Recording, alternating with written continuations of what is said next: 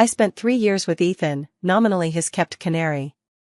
He loved children and always hoped for one. I refused and lied, telling him I wanted to be child-free and didn't want to be tied down by kids. Later Ethan's company went bankrupt, and he fell from the clouds to the ground overnight, so despondent that he went to the rooftop to end it. I rushed over, holding a delicate little girl in my arms, and shoved her into his hands. "Don't be in such a hurry to die, you still have a daughter to raise." He stood frozen in place, dazed for a long moment, and asked in shock, "We've only been together for 3 years, how is this child already 4? But seeing the little girl in his arms sobbing and hiccuping, he still hurriedly made his way down from the rooftop and awkwardly tried to soothe her. After that, he seemed like a different person. When he heard the child was being bullied at kindergarten, he would grab a stick and storm toward the school. When he learned she was infatuated with a delinquent boy, he was so worried he couldn't sleep for nights. That day I watched him busy in the kitchen and asked with a smile, "Still want to jump off the building now?" He was whipping cream for the cake at lightning speed, his hands moving so fast they left after images. Without looking up he said, "Nora said she wants cake tonight. Do you want mango or strawberry?" I was Ethan's canary for a full 3 years. To put it nicely, his girlfriend, bluntly, a bird he carefully kept in an expensive cage. He gave me an exquisitely luxurious life, and a tenderness and focus others could hardly match. But what he wanted most, I never gave him. He wanted a child carrying the blood of both of us. I always shook my head, brushing it off with light excuses. I said I was staunchly child-free. The thing I feared most in this life was the crying and trouble children bring. There was disappointment in his eyes, but he never forced me, only held me tighter and whispered that it was okay, that having him was enough. At that time, I thought life would always go on like that, inside the soft cage he had woven with money and affection, until the end of time. Until the Goo Corporation, that commercial empire, suddenly collapsed. In just 3 months the vast group fell apart, debts piling up like a mountain. Ethan fell from the clouds, losing everything, his business kingdom built with his own hands, and me, this canary who seemed to live only by clinging to him. I packed light, leaving behind every piece of jewelry he had ever given me. Before I left, I took one long, deep look at the duplex penthouse that had once stood for supreme glory and now lay only in a dead, echoing silence. I knew he was in there, perhaps standing at that enormous floor-to-ceiling window, watching the bustling world below that remained unchanged yet no longer belonged to him. I can more or less imagine what it feels like to be utterly broken and bereft of hope. So when I heard he had climbed up to the rooftop of the abandoned old tower of the Goo family building, I wasn't surprised in the least. That man was proud to his core, letting him linger in misery would be a fate worse than death. When I arrived, the wind on the rooftop was strong, whipping his thin shirt so it flapped, his silhouette so desolate it seemed it might be carried away at any moment. Below, a few scattered onlookers had gathered, along with media who had rushed over at the news, noisy and chaotic. Rescuers were trying to approach, but he stood at the very edge, refusing anyone to come near. "Ethan," I called, my voice not loud, but clear enough to cut through the wind and reach him. His back stiffened sharply, and he turned around extremely slowly. The eyes that had once been deep and sharp, always full of control and confidence, were now nothing but a withered, gray desolation, with a flicker of astonishment when he saw me. "Serena," he called my name, his voice hoarse and raw. "What are you doing here?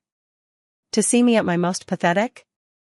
A faint, self-mocking curve tugged at the corner of his mouth, tinged with the flavor of farewell. I was cradling a soft little bundle that slept sweetly.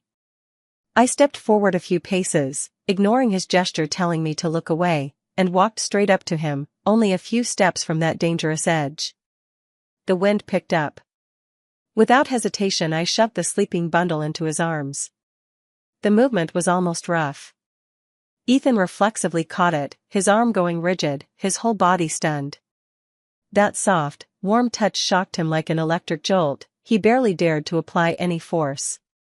"Don't be in such a hurry to die," I said, my tone as casual as if commenting on today's pleasant weather. "You still have a daughter." The child in my arms was roused by the movement, blinking groggily.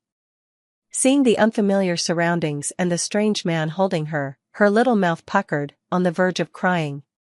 Ethan froze completely, his pupils contracting violently, as if he'd just heard the most absurd joke in the world. He lowered his head to look at the little face in his arms, jade white, adorable, with features that did indeed resemble his, and then suddenly looked up at me, his voice trembling. "Serena, what are you saying? We've only been together 3 years, tops. This child, judging by her size, she must be at least 3 or 4. You mean to tell me she's my daughter?" Logically it made no sense. Unless.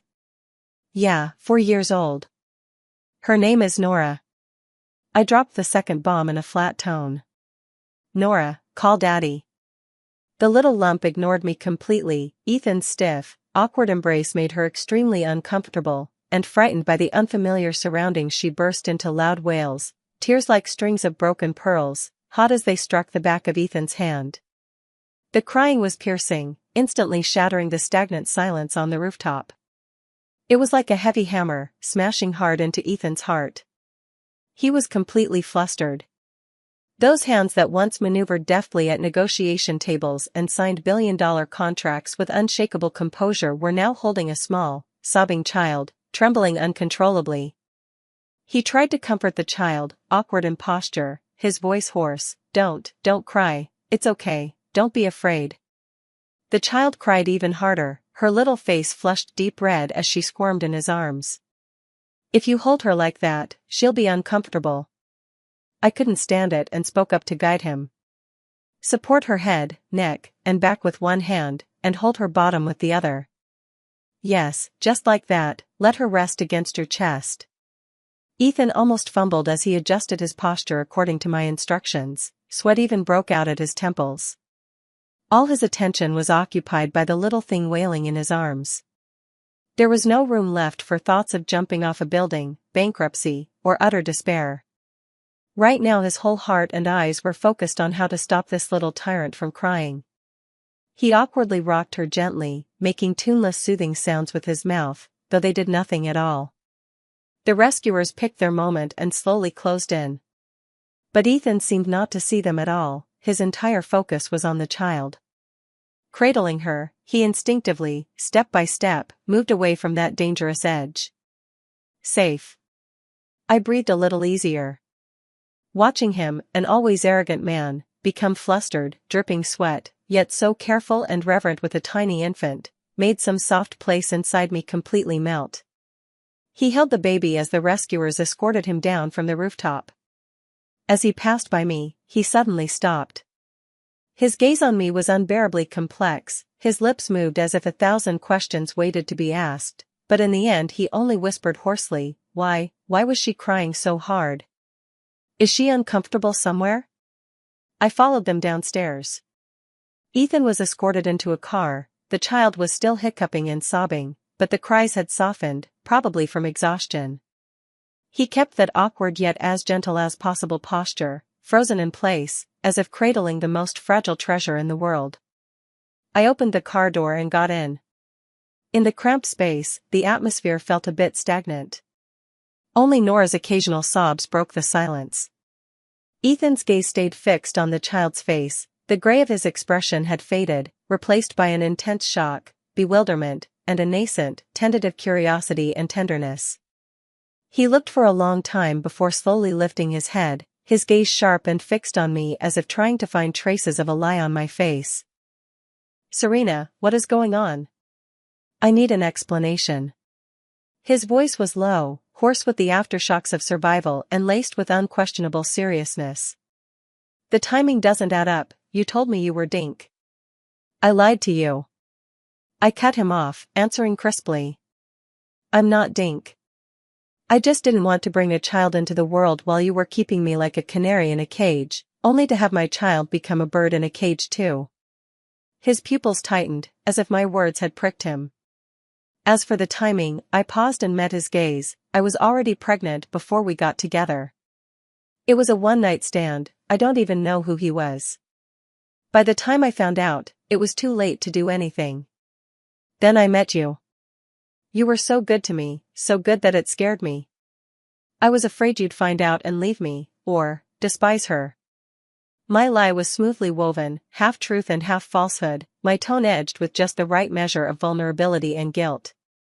Ethan was silent, his expression flickering as his gaze traveled repeatedly between me and the child's face. He seemed to be weighing the truth of my words. Nora, sensing the tension in the air, began to whimper again. Ethan immediately bent over and gently patted her back, still clumsy in the movement, but undeniably full of pity. "Her name is Nora?" he asked softly, his voice unusually gentle. Nora." I nodded.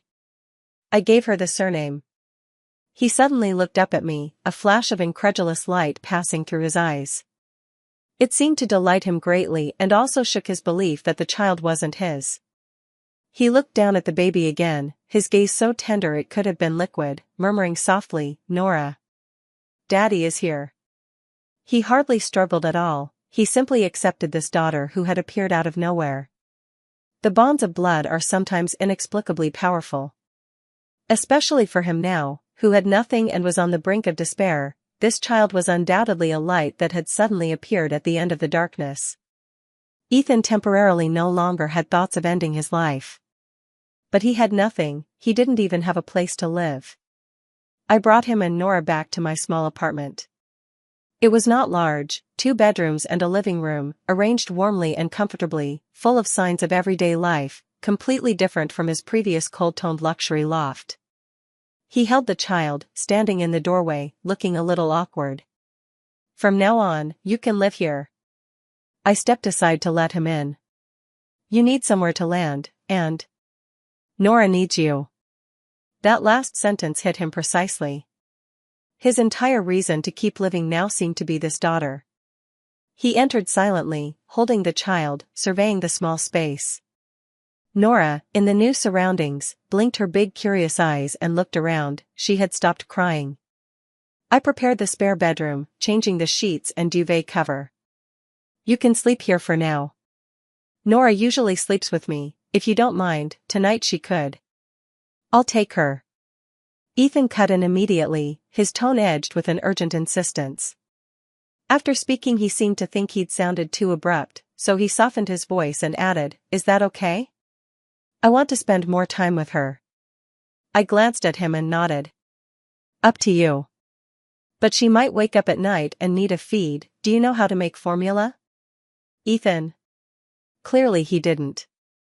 He used to be a CEO, those petty tasks were naturally handled by nannies and servants. Now he was just a brand new dad. "I'll teach you." I turned to the kitchen, took out the formula and a bottle.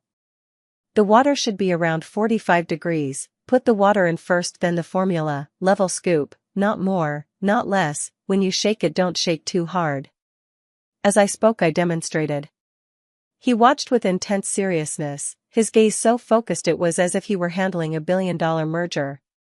When I finished and handed it to him, he took it, carefully tested the temperature, and only then brought it to Nora's mouth. The little girl was starving, drinking down eagerly with every sip.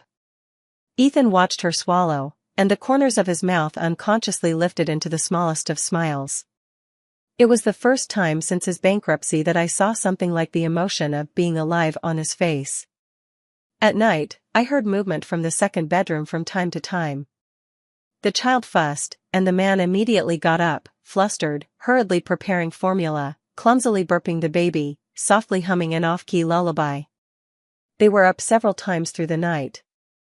The next morning, I opened the door to the second bedroom and saw Ethan holding the child, lying on his side in bed. Both of them were sleeping soundly. There were obvious dark circles under his eyes, and stubble had begun to show on his chin, making him look slightly haggard and downcast. But his arms held the child securely in his embrace, in a thoroughly protective posture. Sunlight slipped through the gap in the curtains and fell across those 2 similar faces, one big and one small. The scene felt inexplicably warm. I closed the door gently, not waking them. Sometimes the reason to keep living doesn't need to be grand, one soft, squishy little life that needs you is enough. Ethan adapted to the role of stay-at-home dad astonishingly fast. Perhaps it was because, aside from taking care of his daughter, he had nothing else to do at the moment. He set aside all his former airs and pride and devoted himself wholeheartedly to learning how to care for a child, how to prepare the formula, how to change a diaper, how to burp her, how to bathe and dress the baby. He even bought several parenting encyclopedias, wearing gold-rimmed glasses, the only thing from his past he kept, reading with extreme seriousness and occasionally taking notes. That meticulous look made me almost feel as if he were reading not how to deal with infant colic but some profound, unfathomable business document. Nora also seemed unusually clingy to this suddenly present father. When I used to take care of her, she was well behaved, but nowhere near as fussy as she is in front of Ethan. When Ethan held her in his arms, she always smiled especially sweetly, cooing and babbling in a way I couldn't understand, and liking to grab at his hair and stubble with her little hands. Ethan was always extremely patient, letting her fuss while a tenderness that could drown a person lived in his eyes. He read storybooks to her in a low, pleasant voice. Even when the tales were childish, he spoke as if delivering an important report. He picked out little dresses for her with a man's atrocious sense of style. If it wasn't pink it was red, and insisted on putting a bunch of lace-trimmed little hair clips on Nora, dressing the little girl up like a walking Christmas tree. I couldn't help but complain, but he was adamant, frowning seriously as he said, "Girls should dress pretty." Then he held his pretty daughter in his arms, his face completely satisfied. The shadow cast by bankruptcy seemed to be gradually lifted by this little life. He began going out, no longer shut up in the apartment all day. He went to find work. The former CEO, now humbled, took a job as a junior project manager at a small company. The work was busy and the pay not high, but he threw himself into it with utmost seriousness. Every day after work, no matter how tired he was, the first thing he did was wash his hands and pick up our daughter, tickling her little face with his beard and listening to her giggles, as if that sound could wash away all his fatigue. Our lives seemed to have swapped places. He used to support me, now it was I who took him in, and he worked hard to provide for me and our daughter. This relationship was delicate, but no one dared to pry it open. The days seemed to pass peacefully like that, until Nora started kindergarten. Nora inherited Ethan's good looks and, perhaps some trait of mine? In any case she was very popular in kindergarten, but also prone to getting into trouble. One afternoon I went to pick her up from school. The teacher told me tactfully that Nora had a conflict with a little boy in the class, had been shoved, fallen, and scraped her knee a bit. When she saw me, the little girl, who was already fine, pouted in grievance and stuck out her short legs to show me the cartoon bandage on her knee. "Mommy, it hurts." I hugged her with a heartache and murmured a few soothing words. When we got home, Ethan had just come back from work. As soon as he walked in, he keenly sensed our daughter's low spirits. He set down his briefcase, came over and crouched, and asked softly, "What's wrong with Nora? Who made my little princess upset?" Seeing her father, Nora's grievance welled up again. Pointing to her knee she said, "Daddy, it hurts. Leo pushed me." Ethan's face went dark in an instant. He gingerly peeled back the bandage and, seeing the small scabbed wound, his eyes turned ice-cold. He said nothing, only carefully disinfected the cut, reapplied the bandage, then kissed his daughter's forehead. "Be good, Nora. Daddy's here, it won't hurt anymore." Having comforted his daughter, he played blocks with her for a while until she cheered up. Then he stood up and said to me, "I'm going out for a bit." His tone was calm, but I could hear the rumble of a storm about to break. "Where are you going?" I asked instinctively. "To buy a pack of cigarettes." He answered casually and turned to leave. But I distinctly remembered he had already quit smoking, because Nora couldn't stand the smell of smoke. A chill went through me, I had a bad feeling. I put Nora to sleep and sat in the living room, feeling unsettled. The clock on the wall ticked away, and after nearly an hour, Ethan still hadn't returned. I was hesitating whether to call him when the door opened. He came in, carrying a trace of summer night warmth, his expression as usual, even the corners of his mouth curved with a faint, almost imperceptible ease. "Not asleep yet?" He looked at me, his voice gentle. "Where did you go?" I stared at him and asked. "I told you, to buy cigarettes." He took off his coat and hung it up, movements natural and fluid. You quit smoking. I stated the fact. He paused, then came over and sat beside me, sighed, knowing he couldn't hide it from me. I went to Leo's home. My heart tightened. You went to see his parents? Nothing happened, right? What could happen? He smiled, reached out to ruffle my hair, the gesture intimate and natural, as if returning to the old days.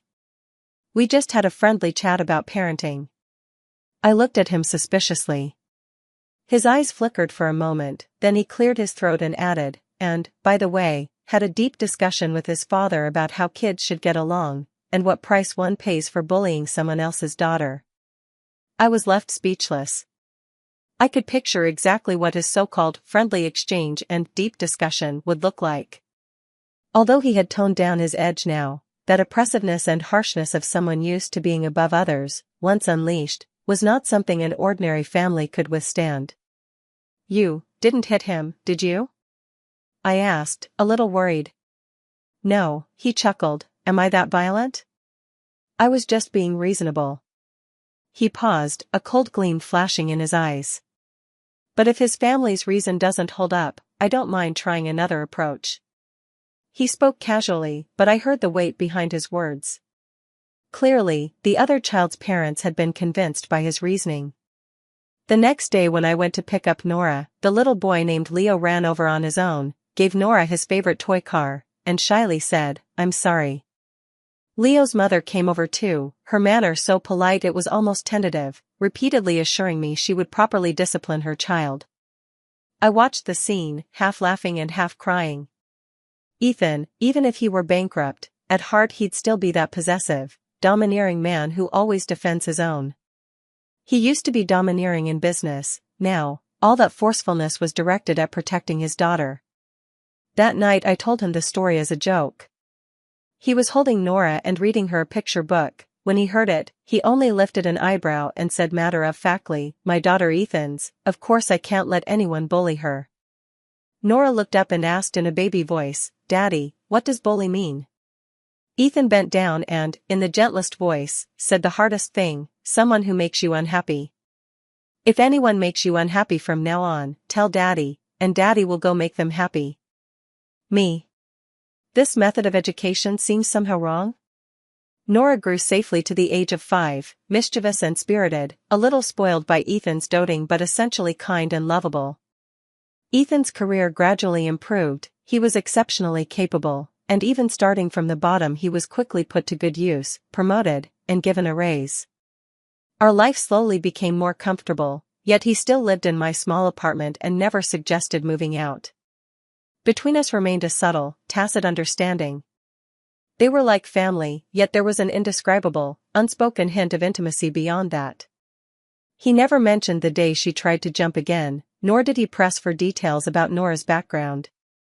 He threw himself wholeheartedly into the role of father, and took pleasure in it. Until one day, Nora came home from kindergarten, her cheeks flushed, eyes sparkling with excitement.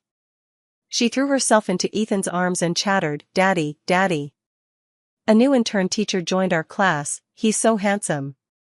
His hair is curly and yellow, like a prince from a cartoon. He can even play the guitar." The little girl's vocabulary was limited, and her description tumbled out in halting pieces, but the admiration and affection nearly spilled over. Ethan's smile froze instantly. "Yellow hair," he repeated slowly, his voice a little tight. "Yes. Like corn. So pretty." Nora nodded vigorously, completely unaware of the sudden change in her father's expression. "He also said my eyes are pretty, like stars." Ethan tightened his hold on his daughter's arm and looked at me sharply, silently mouthing, "Yellow hair?" I couldn't help but smile and nodded. It seemed that in any era, little girls in kindergarten have about the same resistance to yellow hair. Ethan's face had completely darkened. That night he didn't sleep at all. Tossing and turning, sighing. Sometimes he sat up, sometimes he lay back down. I slept in the master bedroom next door and could hear the commotion coming from his side. The next morning I found him at the breakfast table with a pair of huge dark circles under his eyes, a cold cup of coffee before him, his gaze vacant, his expression so grave he looked like he was contemplating the company's bankruptcy. Nora was still excitedly chattering about her blonde prince teacher. The spoon in Ethan's hand clattered onto the table. He sprang to his feet, grabbed my wrist, pulled me into the kitchen, shut the door, cutting off our daughter's voice. He lowered his voice. There was a panic and seriousness I had never heard from him before. Serena, what do we do? Nora seems to be having a crush? Or maybe she's taken a liking to that blonde kid? He looked less like he was talking about a 5-year-old and more like he was talking about a 15-year-old sinking into adolescent rebellion. I couldn't help it, I burst out laughing. She's only 5, Ethan. I laughed until my sides hurt. She doesn't even know what like means. She probably just thinks the new teacher is good-looking and admires him a bit. You're overreacting. 5 is not little anymore. Ethan's brow furrowed, as if facing a grave enemy. Kids these days mature early. And it's a blonde. A blonde. Do you know what that means? Rebellious. Unreliable. Irresponsible. He might even play the guitar to trick little girls. He clearly held an extremely ingrained stereotype and an inexplicable fear of blondes. Maybe the teacher is just a sunny, cheerful big kid? I tried to soothe his overly tense nerves. No way. Ethan snapped, beginning to pace anxiously in the kitchen. I have to go see for myself. I need to check him out personally. What if he has designs on my daughter? I stared up at the sky in silence. What could a 5-year-old girl possibly be scheming? Wanting her milk served in a sippy cup? Wanting a teddy to be hugged to sleep? But Ethan had clearly sunk into that peculiar paranoid streak some old fathers get. He really had taken half a day off to go do a field inspection at the kindergarten. When he came back, he looked even worse. I asked, well? Did you see that blonde teacher? Ethan nodded heavily, forcing the words out between his teeth. I saw him. He really is blonde. Smiling all bright, grinning at everyone, looked unreliable at a glance. He even hugged Nora. Though it was just a polite little hug. He spoke through gritted teeth. I could almost picture the scene, a sunny, handsome intern teacher warmly hugging a cute little child, while the child's father stood by glaring at him as if he wanted to kill. And then? You just stood there and watched? I asked, curious. I went to see the director, Ethan said expressionlessly. Under the pretense of caring about children's mental health, I tactfully inquired whether the school conducts rigorous background checks and psychological evaluations on newly hired staff, especially intern teachers. Me. Poor guy, he managed to make picking a fight sound so high-minded. What did the director say? The principal said their vetting was very strict, that teacher is excellent in every way. Ethan's tone sounded regretful, then he became alert. But you can't judge a book by its cover. I have to stay vigilant. From then on, Ethan began his routine of guarding against the blonde. He insisted on personally dropping off and picking up Nora every day, all to observe that blonde teacher up close. From time to time he would probe subtly, asking his daughter if the blonde teacher had said anything strange today or done anything odd. She even started feeding Nora ideas like "Daddy is the man who loves you the most in the world and men outside are all dangerous." Nora was annoyed by the questions, her temper flared. Pouting, she said, "Daddy, you're so naggy. I'm not talking to you anymore. I like Teacher Huang the best." Ethan felt as if struck by lightning and couldn't sleep that night either. I watched him with that worried, as if afraid someone would steal his little cabbage look. While I felt some sympathy for the poor blonde-haired teacher, I was mostly amused and, a little sweetly helpless. This man truly adored his daughter. Days flowed on amid Ethan's constant anxiety and Nora's carefree joy. Ethan's career grew ever more successful, he seemed born for this line of work, and even if he had to start over from scratch, he could climb back up step by step. He became busier than before, but no matter how busy, he would leave work on time to have dinner with his daughter, read her stories, and lull her to sleep. He never spoke of the past again, nor of the future. We were like a family of three, yet separated by a subtle sheet of tissue paper thin glass. I knew that Nora's origins would always be a knot in his heart. A knot he dared not touch lightly, afraid that once pricked, all the warmth before him would vanish. Until one day, Nora fell ill. Children's illnesses come on fast and fierce. In the middle of the night she suddenly developed a high fever, her little face burning bright red, mumbling deliriously. Ethan and I were both terrified. He immediately scooped her up, I wrapped her in a blanket, and the two of us rushed to the hospital through the night. The emergency room was crowded, and the wait felt unbearably agonizing. Ethan held Nora the whole time, constantly pressing his forehead to hers to check her temperature, his face paler even than sick Nora's. He kept murmuring soothingly, "Nora, be good, Daddy's here, don't be afraid, it will stop hurting soon." The pain and fear in his voice were so thick they seemed to dissolve. After checking, the doctor said it was a fever caused by a viral cold and she needed N4. When the nurse came to insert the needle, Nora screamed as if her heart would break, struggling violently. Ethan held her tightly, his eyes rimmed red, begging the nurse to be gentler, just a little gentler. In that moment, there wasn't a trace left of the composed, self-possessed CEO he used to be. After finally getting the 4 in, Nora fell asleep from crying, sniffling in his arms. Ethan stayed exactly like that, holding her motionless, sitting in the hospital infusion room, staring without blinking at his daughter's sleeping face as if a single blink would make her disappear. I watched the tension in his profile and said softly, "Go sit over there for a bit, I'll hold her for a while." He shook his head, his voice hoarse, "No, I'm not tired." After a beat, he suddenly spoke in an extremely low voice, like talking to himself and yet as if to me, "I can't lose her. Serena. I really can't."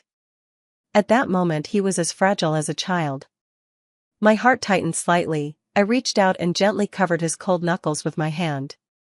He turned his hand and clenched mine tightly, with a grip strong enough to almost hurt me. But neither of us let go. In the cold hospital infusion room, we leaned against each other, together guarding our sick little baby. The air smelled of disinfectant, yet it flowed with a warmth and dependency called home. Nora recovered and was soon back to her lively, bouncing self. But after this, Ethan seemed even more anxious about her, nearly to the point of seeing danger in every rustle. At the same time, his attitude toward me underwent some subtle changes. The curiosity and hesitation in his eyes deepened. Sometimes when he looked at me, he would start to speak and then stop. I knew that the vulnerability and dependence that night in the hospital had loosened some of the walls in his heart. Perhaps he wanted a definite answer now. An answer about Nora, about me, about the relationship between us. But he was still afraid. That weekend, we took Nora to the park to play. The little girl chased Bubbles across the grass, her laughter clear and bright like silver bells.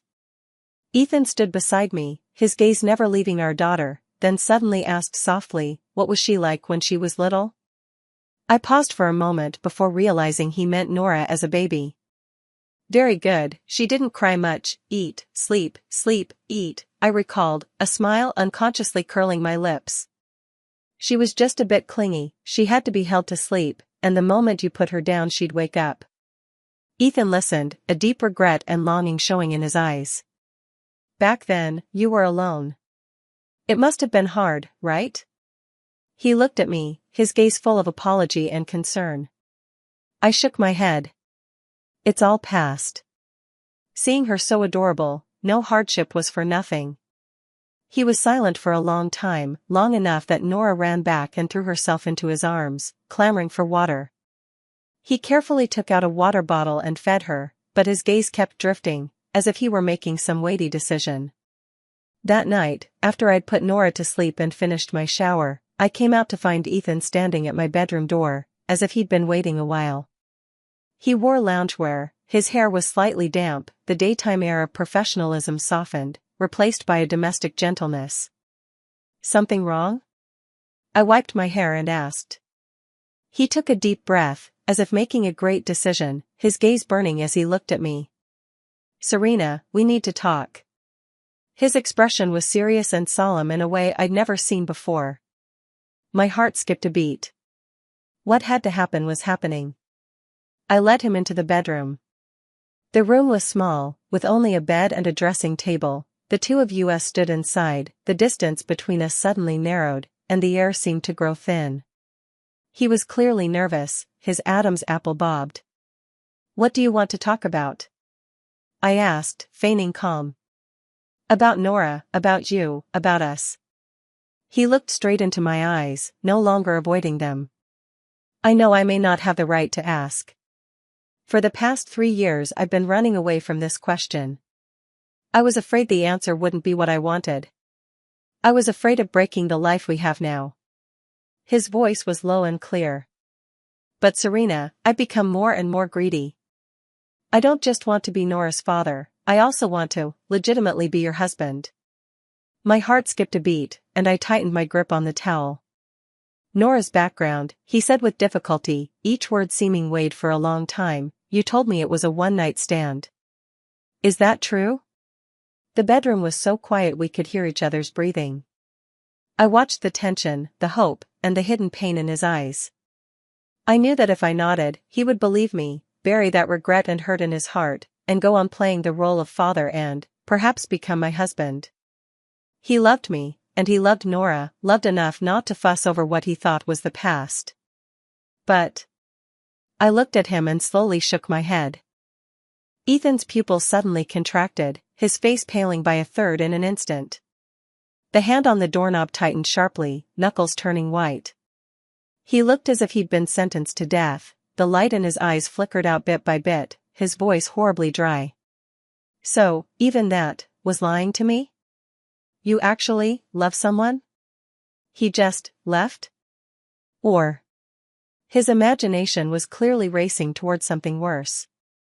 The expression on his face was pitiful and almost laughable. I sighed and finally stopped teasing him. Ethan, you idiot. I looked at him and spoke each word clearly. Nora is your daughter. Your biological daughter. From beginning to end, it's only you. Ethan froze completely. It was as if struck by a bolt of lightning, from head to toe, every cell in his body solidified. He widened his eyes and stared at me intently, as if he hadn't understood my words, and as if he'd just heard the most incredible tale from 1001 Nights. What did you say? His voice drifted like a wisp of smoke, trembling with disbelief. Say it again? I said, Nora, you are Ethan's biological daughter. I repeated patiently, my tone certain.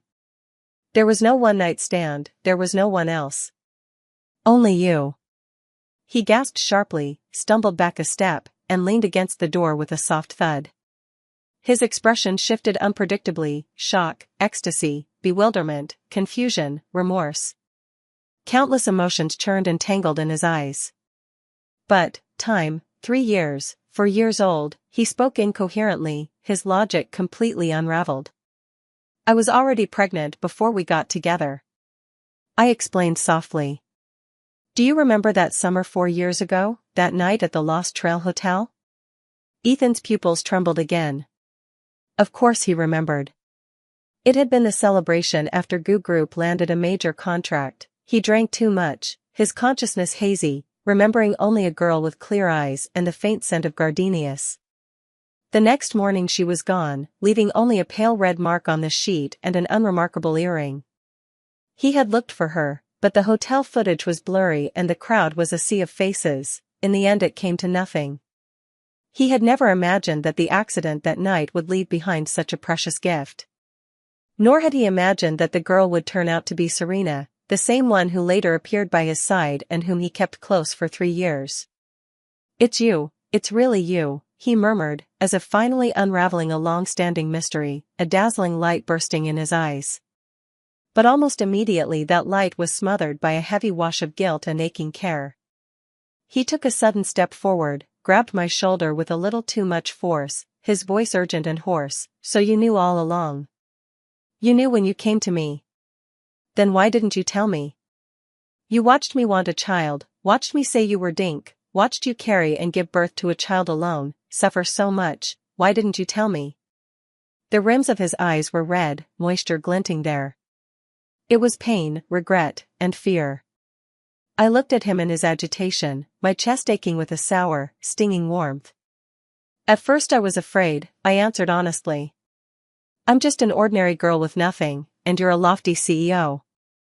If I went to you with the child, what would that look like? Blackmail? Clinging on? I didn't want that. Later, you treated me so well that I grew more and more addicted, and more afraid.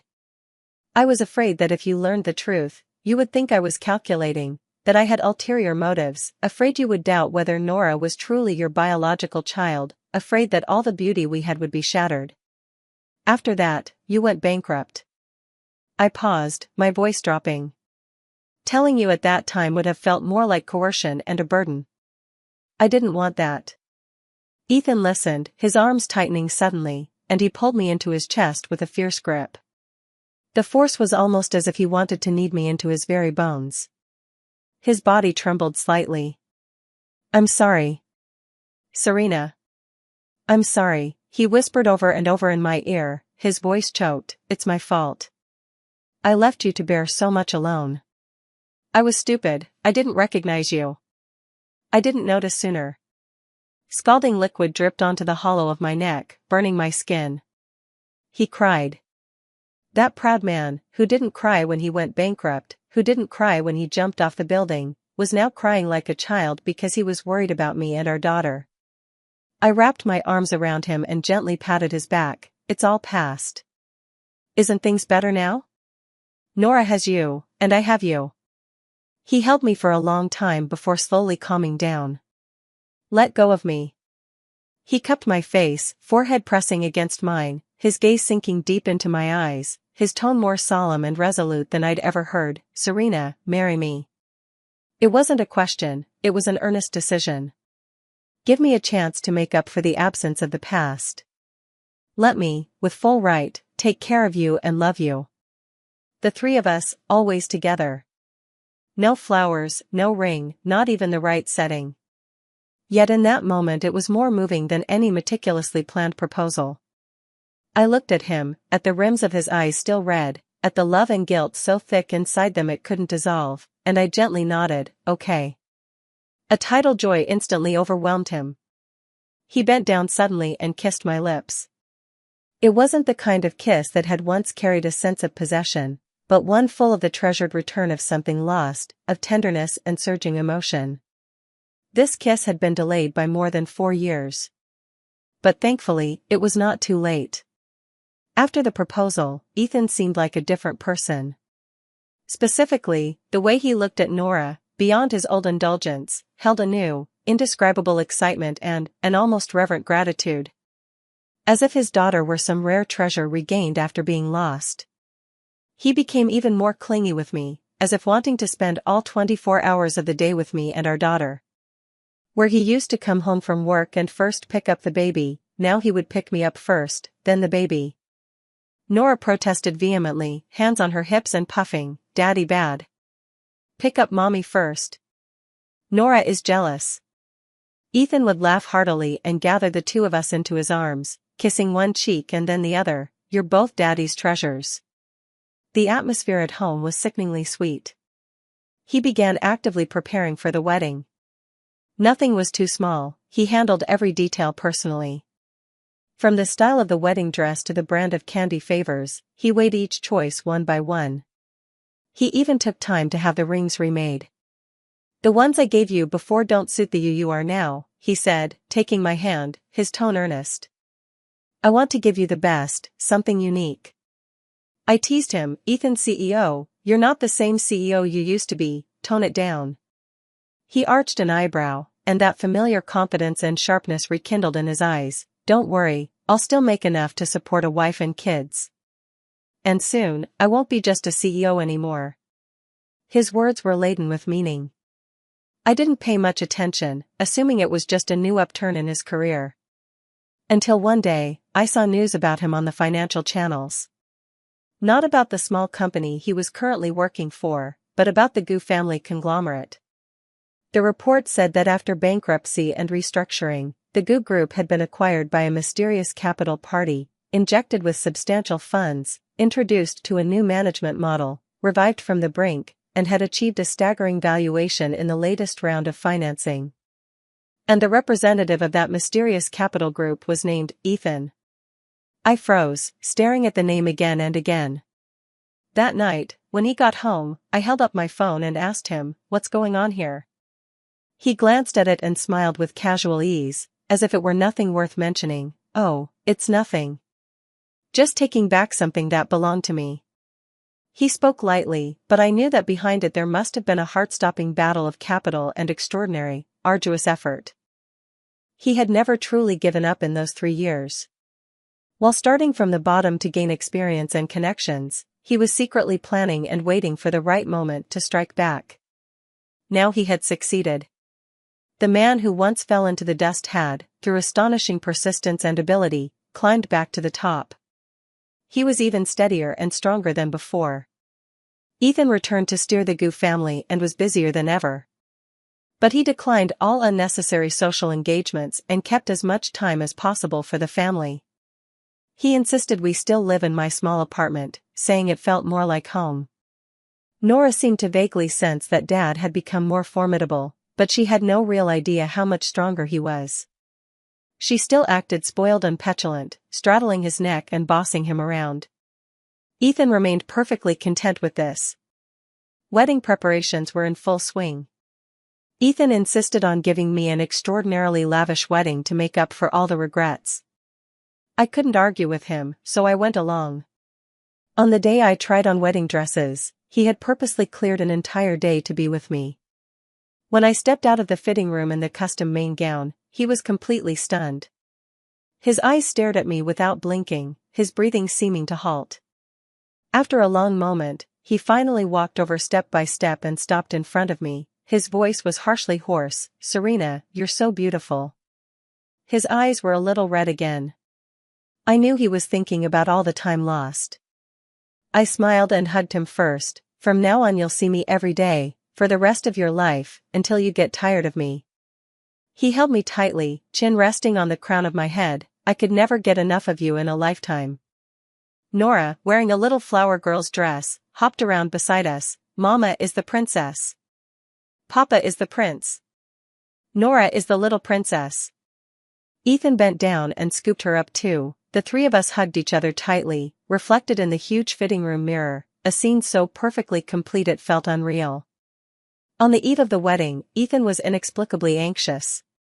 He stayed up late, pulling me through every detail, repeatedly checking where the rings were, whether my heels would rub, and if it might rain tomorrow.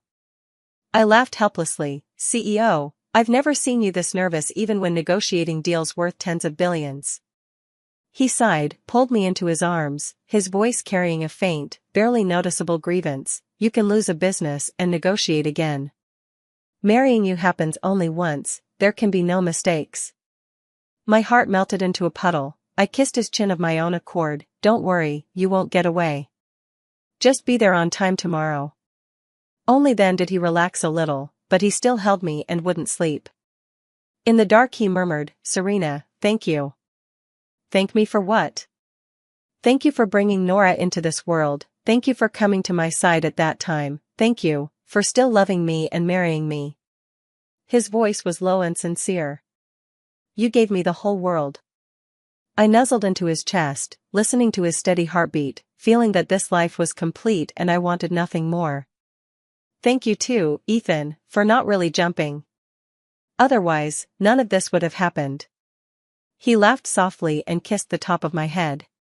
That was the best decision I ever made in my life." The wedding was grand and romantic. Ethan had practically brought all the flowers in the city. Before everyone's eyes, he slipped the ring onto my finger and solemnly vowed a lifetime of commitment. Nora, as the little flower girl, scattered petals with more gusto than anyone and smiled more happily than anyone. During the toasts, Ethan's business friends teased him one after another.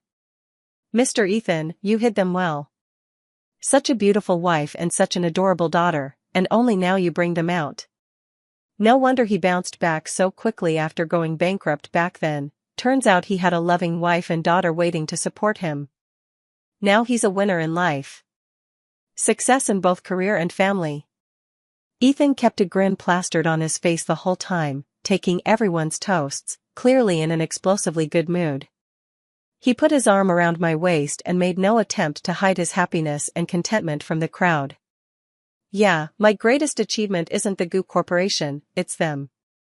He lowered his head to look at me, his gaze so tender it could drown someone. I pushed him lightly, my cheeks warm, but he only laughed louder.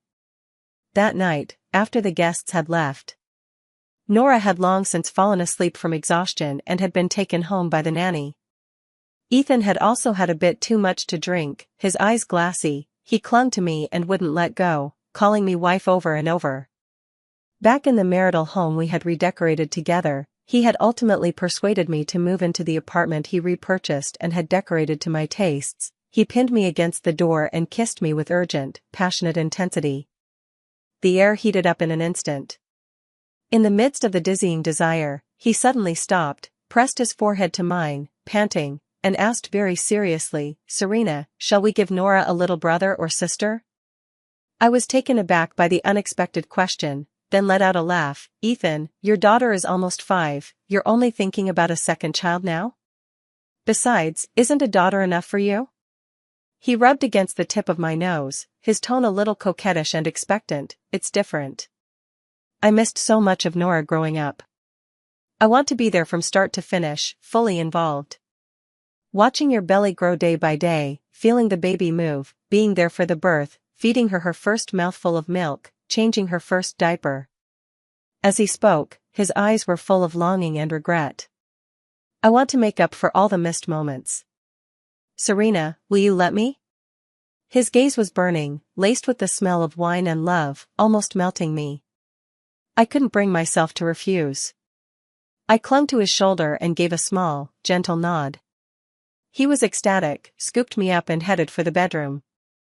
One moment of spring night is worth 1,000 gold pieces.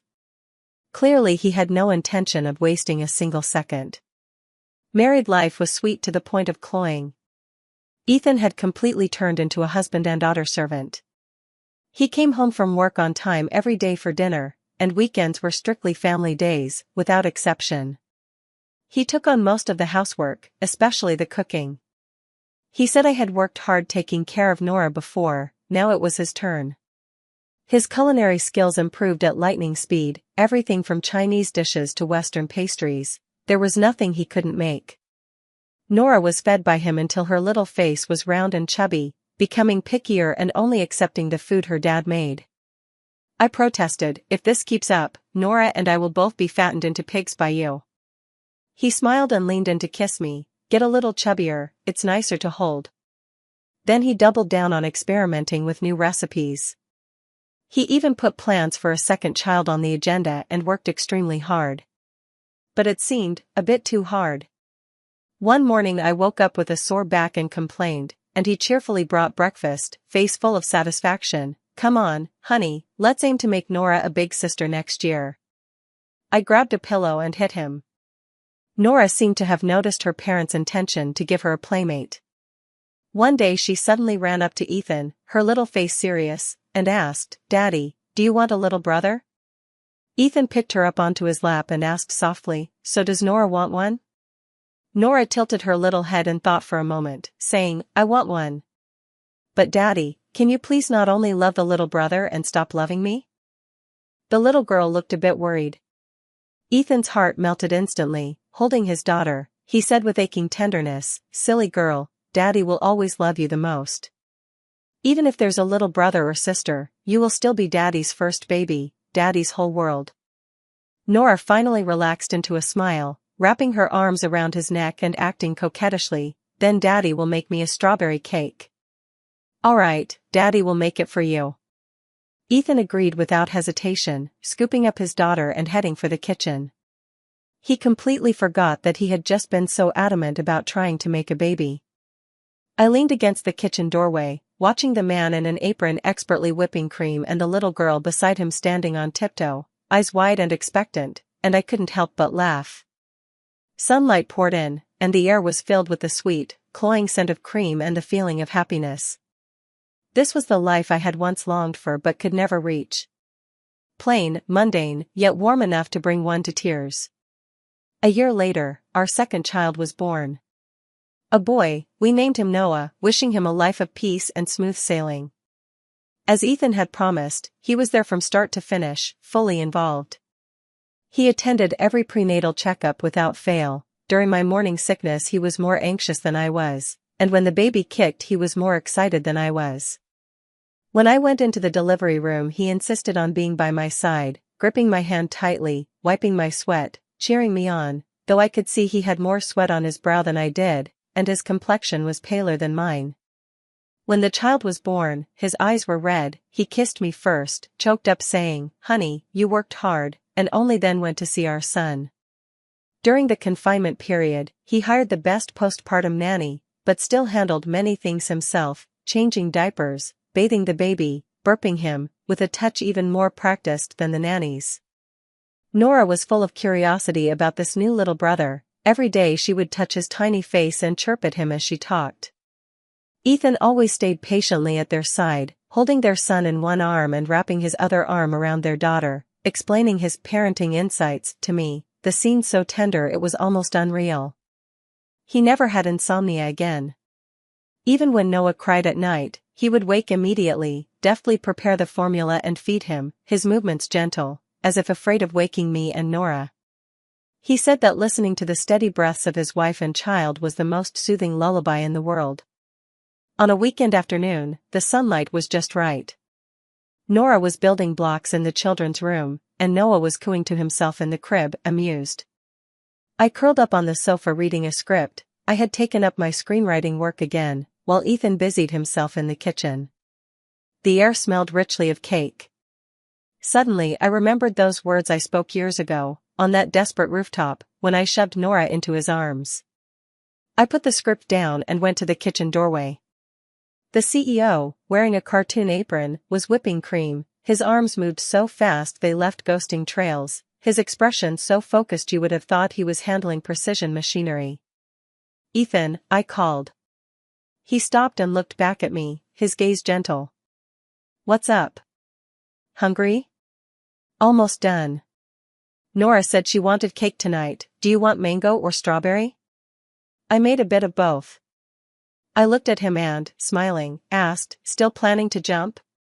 He visibly froze for a moment, then realized what I was saying. Smiling helplessly, he set down the whisk, walked over with cream still on his hands, and pulled me into his arms. He nuzzled my nose, his tone indulgent and sure. "Jump? I have to stay alive to make cakes for you and the kids for the rest of my life." After saying that, he bent down and kissed me. Between his lips and teeth was the cloying scent of cream. And the taste of happiness. It was indeed very sweet. Super, insanely sweet.